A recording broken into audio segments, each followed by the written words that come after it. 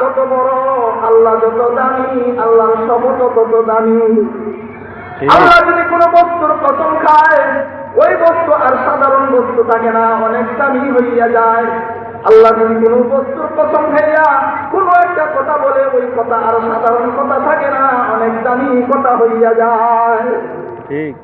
সুতরাং এই সূরার ভিতরে আল্লাহ একটি নয়, দুইটি নয়, তিনটি নয়, চারটা বস্তুর কসম খাইয়া আবার কথার গুরুত্ব আরো বুঝাবার জন্য, কথার মর্মকে আরো বুঝাবার জন্য আল্লাহ লাম একটা শব্দ আনছে গুরুত্ব বুঝানোর জন্য, তার আরেকটা শব্দ আনছে গুরুত্ব বুঝাবার জন্য, জুমলায় তাকিদ আনছে গুরুত্ব বুঝানোর জন্য। আল্লাহ রাব্বুল আলামিন এই সূরার ভিতরে একটি নয়, দুইটি নয়, তিনটি নয়, চারটা বস্তুর কসম খাইয়া লাম তাকিদ আনিয়া, কাফ তাকিদ আনিয়া, জুমলায় তাকিদ আনিয়া আল্লাহ রাব্বুল আলামিন একটা ঘোষণা দিতেছেন। ঘোষণাটা হইল লাকাদ খালাকনাল ইনসানা ফি আহসানি তাকওয়িম। একটা প্যাকেট আনে। আবার আল্লাহ বিশ্ববাসীকে বলতেছেন, ও বিশ্ববাসী মানব জাতি, আমি আল্লাহ একটি নয়, দুইটি নয়, তিনটি নয়, চারটা বস্তুর কসম খাইলাম। ডুমুরের কসম খাইলাম, জাইতুনের কসম খাইলাম, তুরে সাইনার কসম খাইলাম, বালাদিল আমিনের কসম খাইলাম, লাম তাকিদ আনলাম, কাফ তাকিদ আনলাম, জুমলায় তাকিদ আনলাম। তারপরে আমি আল্লাহ ঘোষণা দিতেছি, লাকাদ খালাকনাল ইনসানা ফি আহসানি তাকওয়িম। আমি আল্লাহ এই মহাজগতে যত কিছু সৃষ্টি করেছি, মানব জাতিকে আমি আল্লাহ সবচেয়ে বেশি সুন্দর করে সৃষ্টি করেছি। এখন আমি আপনাদেরকে প্রশ্ন রাখতে চাই, আল্লাহ যে কথাটা বললেন মানব জাতিকে সবচেয়ে সুন্দর করে সৃষ্টি করেছেন, এই কথার বিশ্বাস আমাদের আসেনি না আছে না? আল্লাহ যেহেতু বলেছেন অবশ্যই বিশ্বাস আছে, কিন্তু আল্লাহ এমনিতেই বলে নাই, চারটা বস্তুর কসম খাইলেন, আবার লাম তাকিদ আনলেন, কাফ তাকিদ আনলেন, জুমলায় তাকিদ আনলেন। তারপরে আল্লাহ ঘোষণা দিতে মানব জাতিকে আমি সবচেয়ে বেশি সুন্দর করে সৃষ্টি করেছি। এখন এই বিশ্বাসটা কি সাধারণ রইল না অনেক কঠিন হয়ে গেল? অনেক কঠিন হয়ে গেল। এখন আমাদের বোঝা দরকার হইল আল্লাহ সুবহানাহু ওয়া তাআলা মানব জাতিকে কিভাবে বেশি সুন্দর করে সৃষ্টি করবেন। একটা প্রশ্ন, এরপরে বলবো কেন সৃষ্টি করবে। এই দুইটা প্রশ্নের সমাধানে আমরা এই সূরা থেকে নিই। ভাইয়েরা আমার, আল্লাহ রাব্বুল আলামিন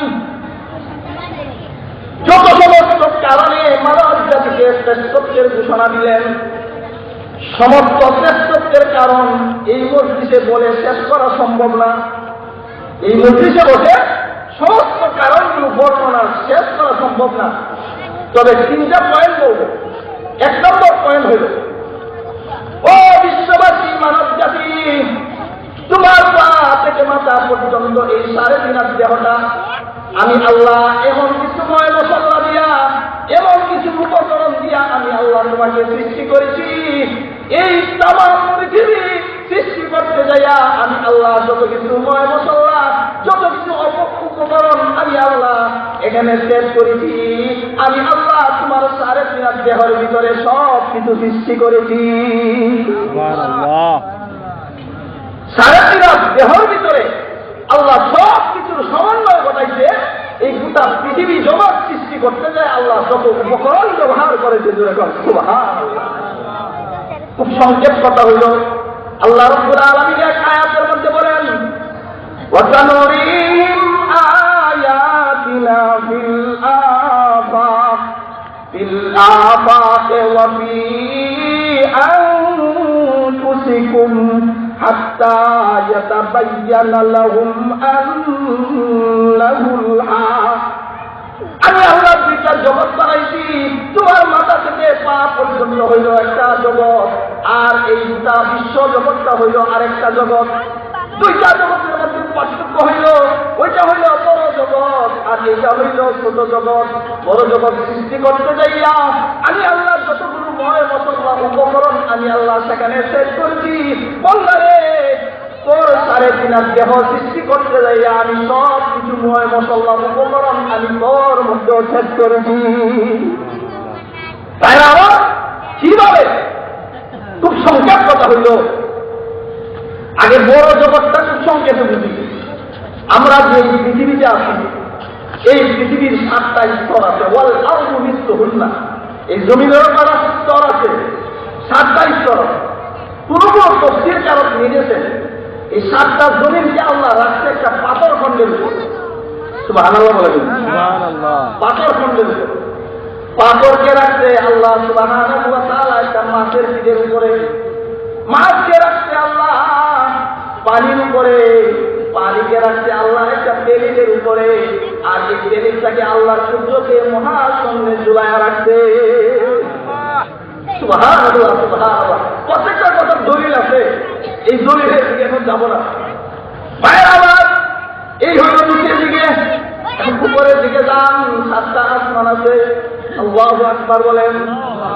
7টা আসমান, 7 আসমানের পরে এরপরে হইল প্রথম হইল ইসরাফিলের অফিস, তারপরে হইল প্রথম হইল হযরত মিকাইলের অফিস, তারপরে হইল হযরত ইসরাফিলের অফিস, তারপরে হইল হযরত জিবরাইলের অফিস, তারপরে হইল মালাকুল মউত আজরাইলের অফিস, তারপরে একটা বিশাল শূন্যস্থান পাড়ি দিয়া হইল সিদরাতুল মুনতাহা, সীমান্ত এলাকা। জোরে বল সুবহানাল্লাহ। সুবহানাল্লাহ। সিদরাতুল মুনতাহা ক্রস করার পরে কেউ বলেছেন লা জাওয়াল মাকাম, কেউ বলেছেন নূরের সমুদ্র আছে। সুবহানাল্লাহ। নূরের সমুদ্র ক্রস করার পরে হইল লৌহে মাহফুজ। এই লৌহে মাহফুজ হইল মানব জগৎকে আল্লাহ এই পৃথিবী সৃষ্টি করার আরো 50,000 বছর আগে কতজন মানুষ দুনিয়াতে আসবে, কি খাবে না খাবে সব কিছু আল্লাহ তার কুদরতি কলম দিয়া, কলমটা ওইখানে আছে, ওই কলম দিয়া মানুষের ভাগ্যের লিপিবদ্ধ করাইয়া ওই লৌহে মাহফুজে আল্লাহ সংরক্ষণ করে রেখেছেন। লৌহে মাহফুজ ক্রস করার পরে আরো বিশাল জগৎ, বিশাল জায়গা পার হওয়ার পরে কুরসির পরে হইল আল্লাহর আরশ। এই আরশের উপরে আল্লাহ সুবহানাহু ওয়া তাআলা তার কুদরতি আসন নিয়ে আল্লাহ গোটা পৃথিবীর সর্বত্র আল্লাহ সব কিছু অবলোকন করতেছেন। সুবহানাল্লাহ। এই হইল বড় জগৎ, অর্থাৎ নিচের পেরিস থেকে নিয়ে আরশ পর্যন্ত হইল বড় জগৎ। এই বড় জগতে যা কিছু দিয়া আমি আল্লাহ যা কিছু সৃষ্টি করেছি, বন্দারে তোর পা থেকে মাথা পর্যন্ত এই 3.5 দেহের ভিতরে আমি আল্লাহ সব কিছু সেট করেছি। তাহলে আল্লাহ সুবহানাহু ওয়া তাআলা যদি মানব জাতির 3.5 দেহের ভিতরে জগতে সব কিছু সেট করে থাকে, তাহলে মানব জাতির সৌন্দর্যের একটা কারণ পাইলাম কিনা? আরো যেরকম পাইলাম কিনা? যতগুলো কারণ আছে এর মধ্যে একটা কারণ পাইলাম, বড় জগৎ সৃষ্টি করতে যায় আর যা কিছু আল্লাহ সেট করেছেন, মানব জাতির 3.5 দেহের ভিতরে আল্লাহ তা কিছু সেট করেছেন। জোরে কর সুবহানাল্লাহ। বিস্তারিত বলার সুযোগ নাই। যেমন বড় জগতের মধ্যে পর্বতমালা আছে, পর্বতমালা আল্লাহ কেন দিয়েছেন?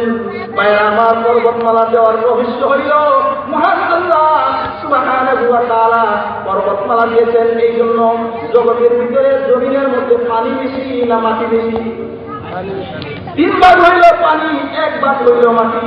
তাইলে বোঝা গেল পানির উপরে আল্লাহ মাটিটার আল্লাহ স্থাপন করে রেখেছেন। সুবহানাল্লাহ। যদি নড়াচড়া করে তাহলে পৃথিবীতে মানুষ বসবাস করতে পারবে না। এই জন্য মহান আল্লাহ ওই জমিনকে নড়াচড়া যেন না করে, যেমন আমরা নৌকা বাঁধতে যায় ঘোড়া দেই, যেন নৌকা নড়াচড়া না করে, তাই আল্লাহ সুবহানাহু ওয়া তাআলা ওই জমিনের মধ্যে পর্বতমালা দিয়েছেন যেন জমিন নড়াচড়া করতে না পারে। তাই আল্লাহ সুবহানাহু ওয়া তাআলা মানব জাতির দেহের ভিতরও একটা পর্বতমালার সাদৃশ্য রেখেছেন। জোরে বলেন সুবহানাল্লাহ। পর্বতমালা তো হুজুর সারা জীবনের এখন পর্যন্ত কোনোদিন শুনি নাই মানুষের দেহের ভিতরে আবার পর্বতমালা আছে।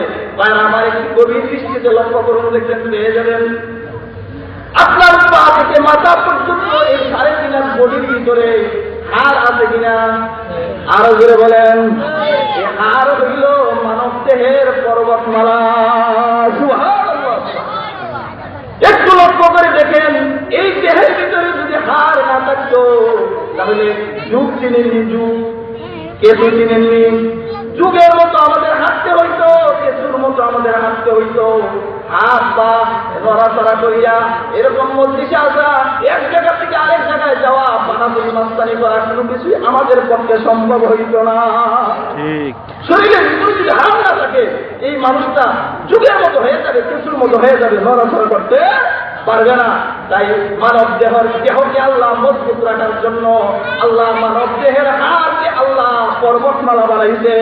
সুবহানাল্লাহ। আরেকটা উদাহরণ হইল, বড় বড় জগতের মধ্যে চন্দ্র সূর্য আছে, দিনে আছে না? আছে। ও বান্দারে, আমি আল্লাহ একটি নয়, দুইটি নয়, তিনটি নয়, আমি আল্লাহ 4টা কসম খাইলাম।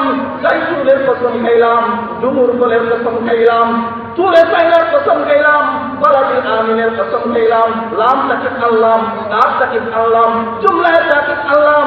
তারপরে আমি আল্লাহ ঘোষণা দিলাম, ওই বিশ্ব জগতের মধ্যে যা কিছু আমি আল্লাহ সৃষ্টি করেছি, বান্দারে আমি আল্লাহ তোকে সবচেয়ে বেশি সুন্দর করে সৃষ্টি করেছি। বান্দারে, তোকে সৃষ্টি করতে যাইয়া আমি আল্লাহ বড় জাহানে যা কিছু সেট করেছি, যত ময় মশলা আমি আল্লাহ সেখানে প্রয়োগ করেছি, তোর পা থেকে মাথা পর্যন্ত এই 3.5 দেহের ভিতরে সমস্ত ময় মশলা, সমস্ত উপকরণ, সমস্ত কিছু আমি আল্লাহ, যদিও তোমার দেহটা ছোট ছোট হিসাবেও আমি আল্লাহ সব কিছুর সমন্বয় তোমার দেহের ভিতরে ঘটাইছি। সুবহানাল্লাহ। বান্দারে, বড় জগতের মধ্যে যেমন চন্দ্র সূর্য আছে, আমি আল্লাহ তোমার দেহের ভিতরে চন্দ্র সূর্যের একটা নমুনা রেখেছি। সুবহানাল্লাহ বলেন না? আমার এই চন্দ্র সূর্য যদি উদিত না হয়, তাহলে কিন্তু পৃথিবীবাসী কোনো আলো দেখবে না। যেরকম দেখবে নাকি? চন্দ্র সূর্য যদি না হয়, আলো যেমন মানুষে দেখতে পায় না, আমাদের 2টা চোখ আল্লাহ দিয়েছেন। সুবহানাল্লাহ। তখন এই 2টা চোখ হইল চন্দ্রের সূর্যের নমুনা। চন্দ্র সূর্য ছাড়া যেমন আলো দেখা যায় না, 2টা চোখ ছাড়াও আলো দেখা যায় না। আল্লাহ মানুষের দেহের সামনে আল্লাহ 2টা চোখকে আল্লাহ চন্দ্রের সূর্যের নমুনা হিসাবে আল্লাহ সেট করে দিয়েছে। আমার এইভাবে অনেকগুলো কারণ আছে, আমি বলবো যে কারণ বলে শেষ করা সম্ভব না। আরেকটা কারণ বলি, আল্লাহ সূরাতুর রহমানের মধ্যে বলেন, আর-রহমান আল্লামাল কুরআন খালাকাল ইনসান আল্লামাহুল বায়ান। এই যে আমি আপনাদের সামনে কথা বলতেছি, এই শক্তি কে দিয়েছে? আল্লাহ। আরো জোরে বলেন, কে দিয়েছে? আল্লাহ। আল্লাহ রাব্বুল আলামিন বলেন, বান্দারে, আমি আল্লাহ জগতে যত প্রাণী জগৎ সৃষ্টি করেছি, মানব জাতি ছাড়া কারো এরকম বাক মানে কথা বলার এরকম যোগ্যতা আমি আল্লাহ দেই নাই। সুবহানাল্লাহ বলেন না? এরকম বাক শক্তি, এরকম কথা বলার শক্তি আমি আল্লাহ গরুর মধ্যেও দেই নাই, ছাগলের মধ্যেও দেই নাই, হাঁস মুরগির মধ্যেও দেই নাই। আপনারা কষ্ট করতে পারেন, ছাগল তো ছাগলের ভাষায় কথা বলে, হাঁস তো হাঁসের ভাষায় কথা বলে, কথা বলতে পারে, কিন্তু এটার একটা সীমা রেখা আছে। ভাই আমার, মানব জাতিকে আল্লাহ যেই জবান দিয়েছে, যেই ভাষা দিয়েছে, একটা মানুষ হইয়া পৃথিবীর সব ভাষাকে আয়ত্ত করতে পারে, এমনকি পশু পাখির ভাষা পর্যন্ত আয়ত্ত করতে পারে, পশুকে পর্যন্ত প্রমাণ মানাইতে পারে। এরকম বাক স্বাধীনতা, এরকম কথা বলার যোগ্যতা, এরকম বাক্যের জ্ঞান একমাত্র আল্লাহ মানব জাতিকে দিয়েছে। মানব জাতি ছাড়া এই যোগ্যতা আল্লাহ কাউকে দান করেন নাই। এই জন্য এটাও আরেকটা কারণ, মানব জাতি যে সবচেয়ে বেশি সুন্দর, এটাও আরেকটা কারণ। বলে বলে কন্যা সুবহানাল্লাহ। আপনি দেখবেন, এই যে আমি একটা কোট কিনছি, রুমাল আনছি, টুপি পরছি, চশমা লাগাইলে, পাখি লাগাইলে আরো সুন্দর হবে কিনা? আরো জোরে কম। এখন যদি একটা বিড়াল দেয় না, 2টা চশমা লাগাই মাথার মধ্যে ফাঁকি দিয়া চাইরা দেন, সুন্দর হবে না তামসা হবে? একটা কুত্তার যদি টুপি দেয়া, চশমা লাগাইয়া ফাঁকি বান্ধা চাইরা দেন, সুন্দর হবে না আর বৃষ্টি হবে? হাতির খোরাক হবে। কিন্তু মানব জাতিরে আমি আল্লাহ তোমাকে এমন সুন্দর করে সেট করেছি, এমন সুন্দর করে সৃষ্টি করেছি, তুমি যেরকম আছো এরকম ভাবে তোমার দাড়ি যখন উঠে তোমার সৌন্দর্য আরো বেড়ে যায়, তোমার চোখে যদি চশমা লাগাও আরো সুন্দর বাড়ে, তোমার দেহে যদি জামা পাঞ্জাবি